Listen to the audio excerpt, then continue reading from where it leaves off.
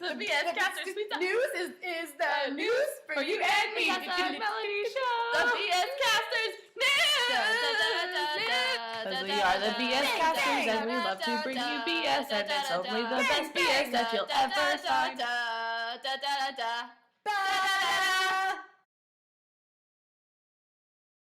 Recording. We're starting, baby. Welcome to the BS Casters News Show. I'm Melody. And I'm Tessa, And we are the the BS BS Casters. bringing you the best, most accurate news in the BS world. Okay, so welcome to our HI series. We have already discussed chapter 1 and 2 to you all. We're covering only chapter 3 today because it's a big boy. I guess we'll do a quick recap of the last episode. Previously on Grey's Anatomy. Basically, there was a lot of unhappy people in the Sweet Adelines Incorporated, which is what their name was at the time.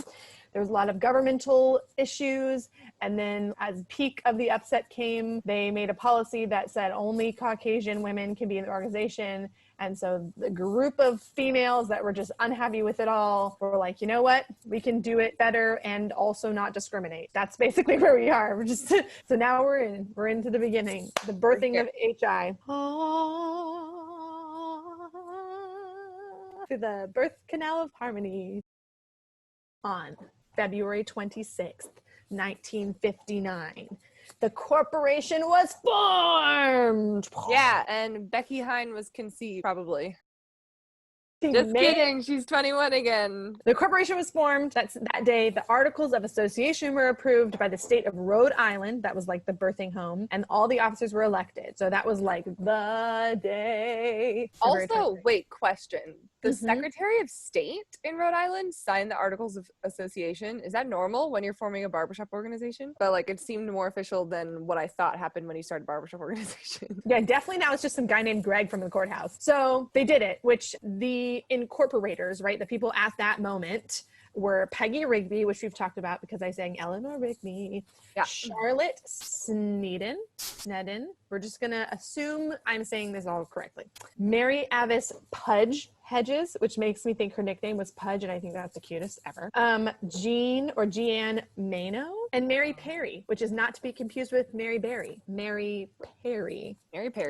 Which only makes me think of Mary Berry. Okay, wait. So I guess that's the Secretary of State. Yeah, it is. So we've got Charlotte. We've got Mary or Pudge, girlfriend. We got Mary Perry. That's not Mary Berry. Jean and Peggy. We know Peggy. So that all happened. And then also the first board of directors was put together, right? So it was the very first board of directors for Harmony Incorporated was Peggy Rigby as president, Charlotte Snedden, I wish I knew how to say it, as vice president, Pudge as secretary, Jean as treasurer, and Joan Stockwell, our girl, as parliamentarian, which I have no clue what that is, but we're just going to go with it. She had that job.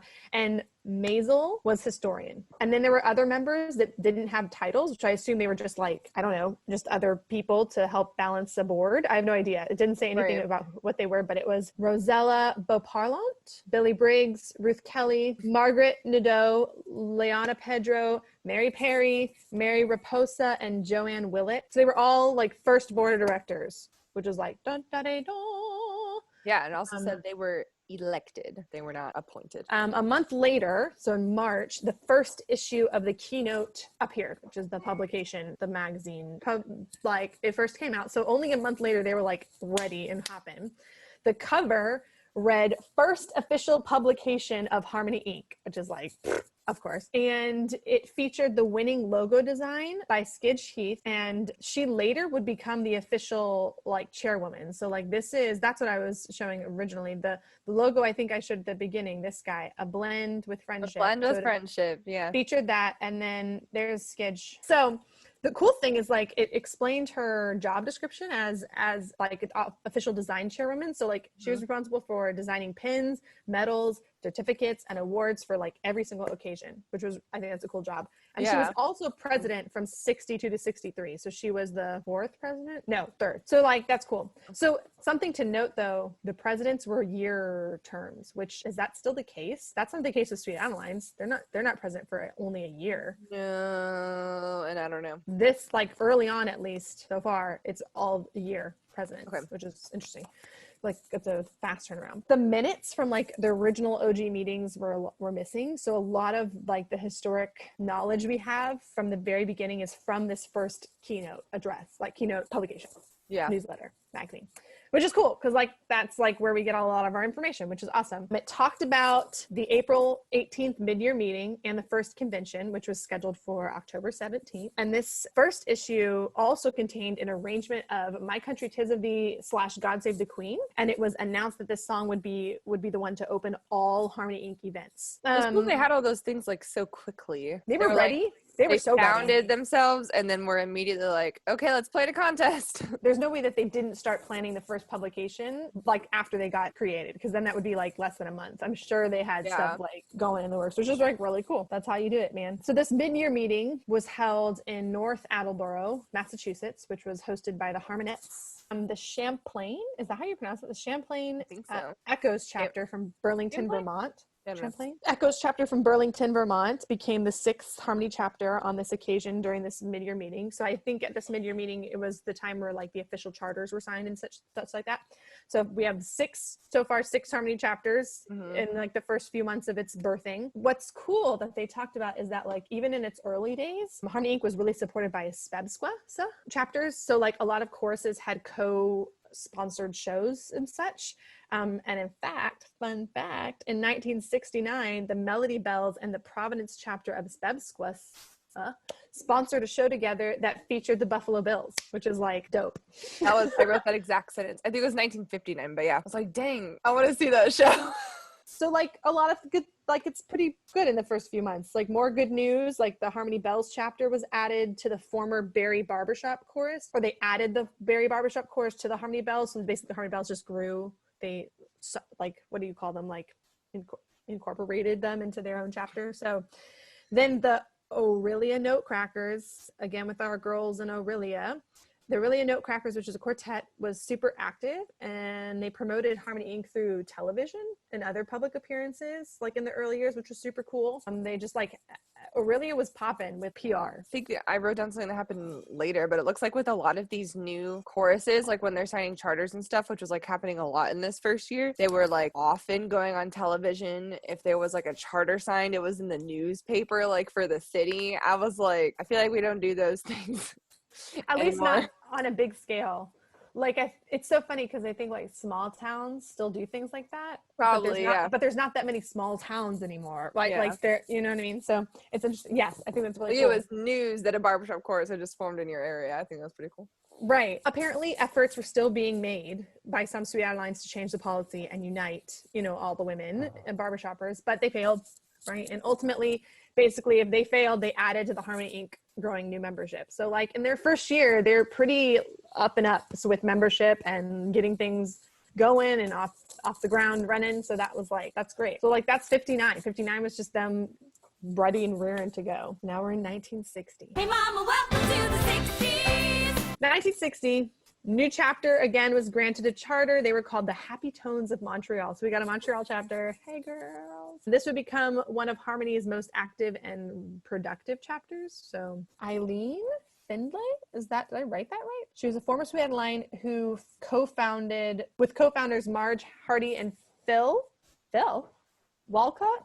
Phil Walcott worked to start this chorus. So like another Sweet Adeline jumping ship, Eileen was like, let's get it off. So Montreal, the Happy Tones, they were trying to work together. An example, so like in the yearbook, it says an example of how fired up this chapter was. They like chartered and then volunteered to host the 1961 convention. Like they were like, we're ready and we'll host it, which is like a lot of work. Yeah. So they were ready to go. The 1960 convention happened to be in Providence, Rhode Island, and it featured the first quartet and chorus contest. So last video, there was a moment where we misspoke about some random things, but the first quartet and chorus contests were in 1960 for HI. At the time, there were no specific like eligibility requirements, like a free-for-all per se, like you showed up and you sang. And the Pitch Pipe Pals, another quality name, won the quartet contest. So good. Pitch Pipe Pals is great. Cracker Jills. What was the other one I liked too? Was up there? Oh, the Seagals. Right. Yes. Good ones. They won the chorus name later that is my new favorite one. Okay, great. Pipe Pals is pretty amazing. It is. So that they won the quartet contest, and they were from the hosting chapter Melody Bells, and the Melody Bells, in fact, won the chorus contest. So they were killing it. The Melody Bells were under the direction of Margot Lum. Second place chorus was the Harmonettes, which they were the ones in Attleboro, and they were directed by Bob Turcotte. And the keynotes was the second place quartet, and they'll eventually become queens as well. So like they had the contest and they did great. There's a bunch of photos, I think, of this contest. So we've got There's our pitch pipe pals. Pitch by Pals, and then we've got, I think these are the Melody Bells. Yep. So happy. They have all the little capes. I think that was just the thing, the fashion. There's keynotes. They became queens the next year. Yeah. But they were second place in 1960. And then here's our girl, Ruth Giles, right? We're hitting her back. So she has some stuff going on. Right. So she started, Village Vocal Chords? Yes. In a place where there are a bunch of SAI chapters. Yeah. So she was a Sweet Ad, and she actually won 2 Sweet Adeline Quartet champions. She was like a 2-time queen and directed a medalist chorus in Sweet Adelines. And then she was a regent, and then she resigned from that position in protest of the international policies. And then she started her own chapter, or her own Sweet Adelines chapter, split down the middle. One side went to HI and the other half went independent. Because they just were like, I don't want to deal with any organization. So yeah, so she attended the 1960 convention and had a blast. And she's the one that created the Harmony Creed. Yeah. Like in response to attending, she was like, I'm inspired. And she wrote the Harmony Creed. And so the Harmony Creed was like immediately adopted to replace the Code of Ethics. She was like, this is how it goes. So that's really cool. So she like was inspired to write that. And then they basically became like what Harmony Inc. is about. So that's awesome. She's a boss. And so another like momentous moment of 1960 convention was that they added the corporate bylaws that said, in the corporate bylaws, they added this sentence that said, the duration of this corporation shall be perpetual, which is basically just a big, like, anyone that thought that this was just like temporary and they all go back to SAI, this was like the sentence that was like, nope, we're here to stay. Like, we're going to be here until we literally can't be here anymore. Right. It kind of legitimized like what was happening and just made sure that it was going to continue happening. At the Montreal convention in 1961, so that means the 1961 convention was held in Montreal, yeah, right? Because that's right. Yeah. Because so the first time what is it? The international chorus tradition, is that just where like anybody can come and sing? Yeah. It was born at this convention. Yeah, so it's like a way for people who are normally singing choruses of 20 to sing in a chorus of 100, and like, which is still happening. Like this year we're doing Change the World. Yeah. We're doing that as a virtual international chorus. So I think it's really awesome. It's like Joe Barbershop chorus on steroids. Yeah. We have the Sweet Adelines does the family thing. What's it called? Isn't it called the family course? Is that what it's? Yeah, but like there are parameters, right? Like you have to be related to people and things like that. So this is definitely like so that's why I think it's more like Joe Barbershop-y, because you can just like go and sing. I think it's really cool because like people who are used to singing in smaller choruses really don't ever get to experience like a huge chorus experience, which is a separate opportunity. And so I think it's awesome. So it was born. International Chorus was born in 1961. Beep, beep, beep, beep, beep, beep, beep, beep. This is also the year that the title Harmony Queens was chosen, and they would be given crowns. And the seamstress Mickey Hanna also provided the 4 red velvet capes and hand-tooled leather boxes in which to transport the crowns. So that's really amazing and cool. So this was like a big leap in like legitimizing the organization, like making some big feats and how to make it a big deal. The keynotes one, we showed you a picture, or key chords one, we showed you a picture of them. So they were the first like to wear the crowns and capes, which was really cool. The winning chorus was the Harmonette, and then the Melody Bells were second, and then Village Vocal Chords were third. So at that time, there were no qualification rounds for the quartet or chorus contest. They still just kind of signed up or so. More charters were granted at this convention, like Bell Chords of Waukegan. That sounds right. I think I said that right. They gave up their independent status. The Village Vocal Chords put in a successful bid to hold the 1962 convention in Illinois, which was like an issue at first. I feel like I didn't take notes on it, but I remember specifically. Oh, I think it said at first there was generally only one bid from a chapter at a time. So just the idea that like that was how they decided ended up working out okay. because every year only one group wanted to do it. Right. Well, and then they also said that, like, I think they thought that that Illinois was too far. Like, They did say that. Someone was like, it's really far away, no one's going to come. And then the people from Illinois were like, well, we made the exact same distance to be here. And they're like, you know what? Your logic is sound. So then they just thought it would be not well attended because of the travel.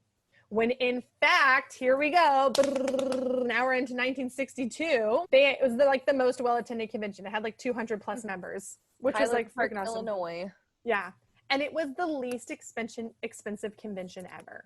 Like, listen to this. We need to go back, okay? I don't know how they got this, but it's the best deal ever. So they got a package price that included accommodation, food, tips, and all events.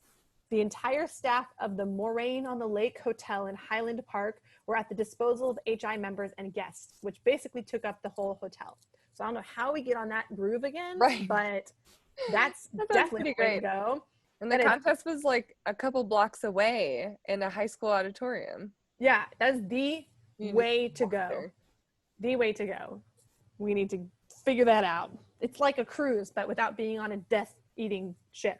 Oh, right. I wrote down this quote. They said, many members, as they checked out, expressed their pleasure in going home with all the money they had brought. An interesting question was raised at this convention.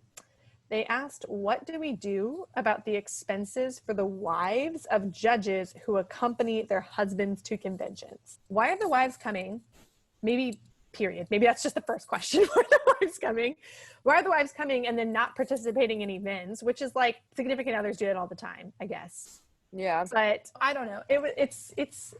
That's I guess a valid question, but also like they don't do the stuff now. So Harmony Inc. was like, we'll assume the expenses for this year, but like we're not making it a thing. Like this is the only year we'll do that, which is like generous in my opinion of them. I don't understand why your wife needs to come to freaking Illinois so she can sunbathe when they need to pay for that. Like I don't know. If you're gonna bring her, like pay for it. Arrangements had also been made for the first time to record the competitions, but in like hope of producing a record, but that wouldn't happen for like another several years. They just kind of talked about that idea. And then to what you were saying about the judges, there was a sign that was posted at registration announcing that anyone interested in trial judging could start that year. Like, despite the lack of funds, training facilities, and qualified trainers for the trainees, they would just be like, you could sit in the pit and decide like what people skip. Right. But there weren't any takers. Right. It would be like another, like you said, 20 years before like a first certified judge would emerge, which I'm sure we'll find out who that is soon. Right. They all of a sudden, like when they split from SAI, like didn't have all the like educational resources was one of the things that was mentioned. So they couldn't like train judges because they hadn't created their own education available. So there also was this thing, there was the first of what would be many theme song contests. So they would ask for people to write lyrics to what would become an HI theme song. And then, but only lyrics, because then they'd have a later contest to put those lyrics to music. But again, it was like the judging program. Like it'd be years before it was like a good enough song was picked. So there were like a few takers, but nothing was ever, full-fledged theme song was never created. So now we're in 1963, bopping along. Red Robin goes bop. So we keep talking about like how many chapters were forming, but it looks like in 1963 they're like having a struggle now. Maybe that's why this chapter is called The Struggle. Yes. So like there were many chapters that were small and isolated, which is kind of still a thing with HI, right? There's a lot of isolated chapters still, or especially out like west where there's not really technical, it's the, what's it called? The out of area or out of, or the like dead zone, but they're more popping up. So they're small, isolated, and it was difficult to find good directors for those chapters. And there was, like you said, no training programs, and they basically realized they're cut off from all the educational opportunities that SAI provided. So like things weren't looking great. Like they're kind of slowing down at this point. Yeah, members were becoming discouraged, and some chapters were fading away, and finances did not allow them to like hire educators, But the board, our lovely board, was like, "Now we can do this. We got this." But then, in 1963, there was a crisis in Canada, which is an oxymoron of a sentence. But This is also the year of like the Civil Rights Act and a couple other like big things in the US. Like this is when civil rights is like a really big conversation. yes. But so in Canada, there was like something happening, which is like, I feel like in the US, nothing ever happens in Canada, but I feel like Canadians, things happen. But so in SAI chapter in Ottawa, Ontario, accepted a Black woman into their membership. And then SAI threatened them with expulsion. So listen, all right, of course Canada does the right thing. Like, Right, they were like, we're going to do it anyway. They're the first ones to try it. 2, WTF SAI. But so then it hit like a shit show. So the Canadian media heard about this and basically just blacklisted SAI, like blazed them on media. So like their shows were picketed and they were boycotted, and like it was great. It was a lovely commotion. Response. Yeah. So then HI heard about what the heck was going on and decided, they're like really quick. They're like, all right, mid-year meeting, let's make it in Toronto. So they could immediately, so they could get to Canada and like let the press know that HI basically exists due to this fault of SAI. Like they were like, we need to get in on this and get publicity, because if they're mad about it, we're going to get members. So like, let's do it. Ruth Giles, again, our girl, she contacted this author of some Canadian editorial. He was like, I'm into you. I think you're great. And she was like, we're going to basically start a Toronto chapter. And he was like, if you do, I'll be there. Like, I'll publicize its start. And he was like, we're into it. And then this other woman, Edna May, who was a local television commentator, interviewed members of the board, the HI board, and she was all for it as well. So they were like giving HI like a bunch of acclaim while at the same time telling SAI they're bad people. So then the organizational meeting rehearsal thing that happened in Toronto was like super well attended, and there was a bunch of prospects for a Toronto chapter. So it was like, it was doing good things. However, the board, the HI board, agreed that it would make no sense to exhibit like bitterness about the past. So they basically made a statement of policy as a guide for members who might be interviewed, to make sure that the interviewers didn't drag SAI. So they basically gave them a script to play nice. So like they didn't, that no HI member was like, blah, blah, blah, more curse words. They're basically like, here's what you say, you smile and you nod, and you like just to like keep everything Gucci, which is great. Back to the SAI chorus that started all this commotion. They were called the Ottawa Capital Chordettes. Well, they joined HI, obviously, because SAI was not having it. And when they did, that like amazing Black woman that was the like middle of all this, that started it all, that was the root of that, she became the damn director. So like, hell yeah. That's like, I'm not sure if her name's Lana or Lena, how you say that, but Lana Close or Clouse. Yeah. So like, we'll take that cup of like FU with a side of sugar. They were like, you know what? We're going to do it, and we're going to do it well. It's interesting because the yearbook said something that I thought was interesting, where it's like, all this basically resembled the 1957 meeting. Like it's all the same argument, right? Yeah. But people were pissed about this policy, and they were fighting, and like, you remember, well, things are different, you know, when you can talk generically. But now, like it's about a specific person. Like it's different because it was like a real thing. Right. Like for the first time, it wasn't a policy against Black members. It was a policy against like Lana Klaus. Like it was a real person. And she basically, Lana basically justified HI's entire existence. Like this is like the reason they existed. And so any like pondering doubt that was happening in HI was basically erased. They were like, you know what? This is why we do what we do. We're in it to win it. Right. And then also like SAI had lost that chapter. I kind of wonder what the conversation after that event was, because like it wasn't another 3 years until SAI decided to allow Black members, but right. Well, what's interesting is apparently after all of that, Capital Chordettes was the only Canadian SAI chapter to switch over. So like, and it's extreme. Like some SAI chapters went underground and like met in private homes. Like they were doing something illegal to avoid the press. Like for F's sake, like just like, that's so much for just a horrible, horrible policy.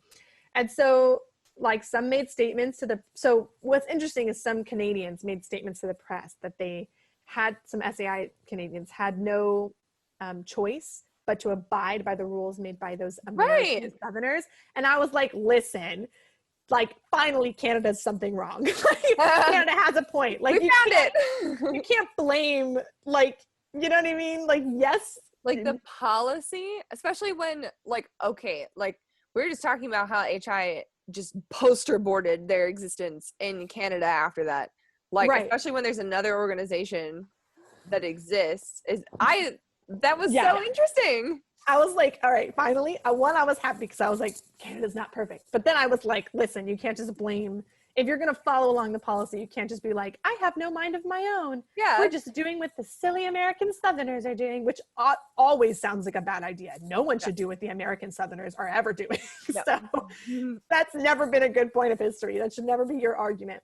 So yeah, so like, alas, like it always is, the press moved on. Like, they forgot about it. SAI emerged from their dungeons, right, and returned. Audiences came back. Like, it all just kind of went away. That was a very interesting, like, point of reference. I think that was a big moment. Like, Lana became this giant shift in reality, which is cool. So then the 1963 convention was important because it was the first time they had the first meeting of the chapter delegates or presidents that took place.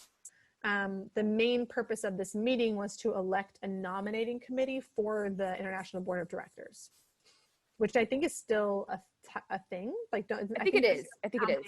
Committee. Because we definitely still have like put some names in, vet those names, and then let the chapters elect board members kind of thing. So the convention was held in Boston. It was hosted by the outgoing champs, the Harmonettes, which won for their third consecutive year.